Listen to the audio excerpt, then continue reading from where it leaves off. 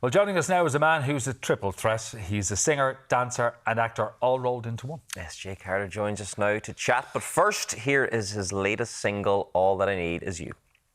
I've seen the sun and I've seen the moon. I've travelled the world, but nothing compares to that look in your eye and the way that you move. 'Cause all that I want and all that I need is you.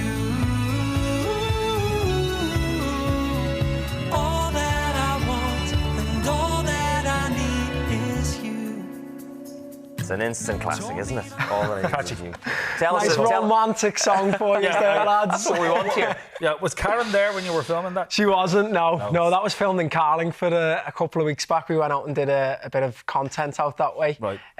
But no, she wasn't there. I haven't broke it to her yet that it's actually just written about Lenny, the dog. So. Oh, no. Sorry, Karen. Exclusive here in Ireland. Yeah. If you're watching at home. Well, tell us a bit about the new single. Yeah, so it was written a year ago, actually, this month, with Richie McCourt, who I've produced my last kind of 5 years of work has been done with Richie, and then another songwriter from Donegal, actually, called John Doherty, who is amazing. I've known him for years, but never actually worked together. And we kind of hooked up last year and did a few days in the studio, and this was one of the songs that came from it. And it just kind of, in a weird way, it was one of them songs that just happened really quickly. Just all came together, and the initial demo that we did on the day ended up very close to the produced track that we released. And I was always a huge fan of McFly growing up.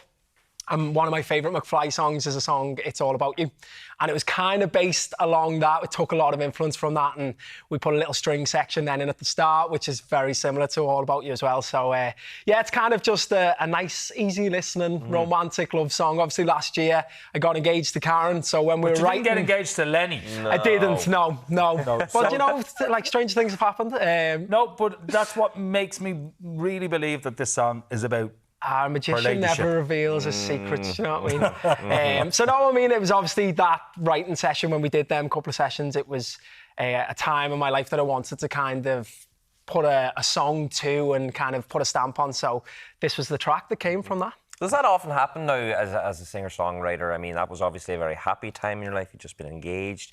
Are pivotal moments throughout that the inspiration more often than not for when you sit down and write a song? 100%. I think anyone that's kind of into writing would take influence from everyday life, do you know what I mean? Now, sometimes songs might be written or you might write ideas down and you come back to them 3 or 4 years later and it could be a completely different time of your life. So not necessarily everything comes in a chronological order as such, but with this song it did work like that. I mean, I have songs that I've released that would be in the studio for like 3, 4, 5 years, whereas this one just happened to happen relatively quickly within 12 months. Okay. The other thing you're doing at the moment is the Beatles. Well, the Beatles in general. I mean, you're touring with the Beatles show. Yeah, I mean, I've always had a fascination with the Beatles. Always loved them. Obviously, being from Liverpool and being in the music industry, I don't think you can kind of get away from the fact that the biggest band in the world was literally the lads grew up round the corner, and I was always fascinated with that. So last year, Kevin, who's playing guitar actually on that clip, we were driving home from a gig. I can't remember where the gig was, and we just got chatting about the Beatles. Kevin was learning a load of Beatles stuff for a separate project that he was working on.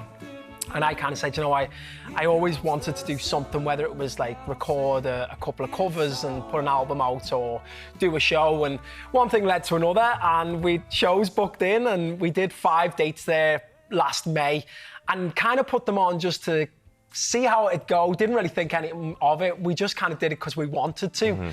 But the shows went really, really well, and we really enjoyed it. I mean, standing on stage with now some of my best mates and just singing music that I listened to growing up and was always fascinated by. So we've about 20 dates now from October right through into next year. We're going all over the country with it. Some lovely venues as well. We're gigging in the Everyman in Cork, which I've never actually performed in. I've only ever just been there a couple of times. We're going to Kilkenny, we're in Navan, we're in Dublin. We're up north as well. We're in Lisbon. We're in Newton Abbey, Oma. The list just goes on. Yeah, so I mean, you're not a tribute act. You're not dressing up as the Beatles. No, I think that's what's different. Just on stage singing the songs. Yeah, I mean, a few people have come up to me. We go out after the show because I wanted to kind of chat to people and see what people think. And there was actually this mature gentleman come up to me and he was like, you know, I don't really like your music, but I really enjoyed that. So I was like, thanks, I guess. But yeah, no, I think that's one of the things that people love about it is we're not dressing up in doing the wigs and the prosthetics. The mop tops it's more so just our take on the songs, and then in between, kind of, we do it in chronological order. We go through the albums, and I kind of talk then about where I heard these songs first, why I love them, and our kind of experience of how we fell in love with the Beatles. And I think people that are coming to the gigs are obviously fans of the Beatles, and they kind of appreciate the story behind it then, as opposed to me pretending to stand on stage being John Lennon. But I mean, being from Liverpool, it must be incredibly special. I'm trying to equate it like it's as if I was doing Daniel O'Donnell songs. Do you know what I mean? That's my Beatles. Well, there you go. There you go. That's my Beatles. You and Dodd. Is there a particular song that you love performing the most? I mean, they have some incredible. I always, and the last kind of, I suppose, for 3 years, whether it's one of my own original gigs, whether we're doing corporate gigs, weddings, business, or the Beatles show, I always finish with Hey Jude. I think it's one of the best written songs of all time. Yeah. And it's just so anthemic, the end of it. You know, even now when I'm doing it, it gives me goosebumps to kind of just hear people singing that song back. It's just one of the Paul's best. song for Julian. Exactly, yeah, that's the one. So it'd have to be Hey Jude. But the joy with a show like that, and the hardest thing when we first did it was actually trying to pick a set list, because there's so many hits, and you still, like, at the end of the shows, we have people coming up saying, oh, you didn't sing this, you didn't sing that, and I'm like, you'll have to just come back next year, we'll change the set list then. So it's something that can evolve. Okay. You know what I mean? Well, off stage, you and her ladyship are trying to find somewhere to live. We are house hunting. Do you know what? I actually really enjoy it, to be honest. I know everyone has the horror stories and it's so tough, but I think we're just both so nosy that we love having a look around people's houses, so we're in the thick of it now at the minute, and hopefully it won't be too much longer. So gigging, house hunting, is the wedding plans the wedding plans, everyone keeps asking. I think they're on pause until we get the house, but okay. Do you know what? I'm actually a bit scared for that, to be honest. I'll just let Karen do it all. No, not a breeze. You'll be fine. Okay, you're busy. You're at Ablefest this weekend. We are, yeah. So Ablefest is a festival I've been involved in now the last kind of 4 or 5 years, and it's an inclusivity festival basically for everyone. It's an amazing thing that they run. The Ablefest team run different events throughout the years, and this is kind of their big one. And it's the second year that they're running it in Fairyhouse Racecourse. So I'm really looking forward to it this year. There's some great acts on. We've got Mondays on, Belters Only are on, Paddy Casey's on, myself and the band are on. There's a whole host of acts, and it's on right throughout the day. So it's on this Saturday, and it's actually a festival that every year we do loads of gigs throughout the year, but I always look forward to doing it. It's so rewarding, and it's just such a nice day out to see people just enjoying themselves, because there isn't many events that people of all abilities can go to. So it is something that I really enjoy doing. It's something that we make sure to be a part of every year. Brilliant. Okay. Jake, always great to see you. Thank you so much.